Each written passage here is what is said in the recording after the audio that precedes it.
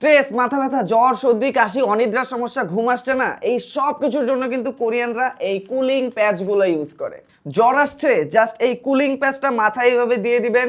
এইটা কিন্তু কয়েক মিনিটের মধ্যে কয়েক ডিগ্রি পর্যন্ত তাপমাত্রা কমিয়ে ফেলে। অনেক সময় কিন্তু মাথায় পানিও দিতে হয় না।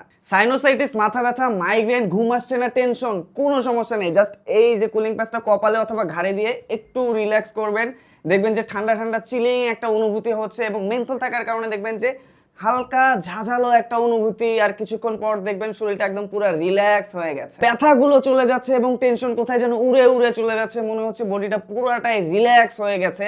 সাথে কি কোরিয়ানরা মেডিসিন বাদে এই ধরনের কুলিং প্যাচগুলো ইউজ করে, আর এগুলো কিন্তু বাচ্চা বুড়ো সবার জন্যই সেফ।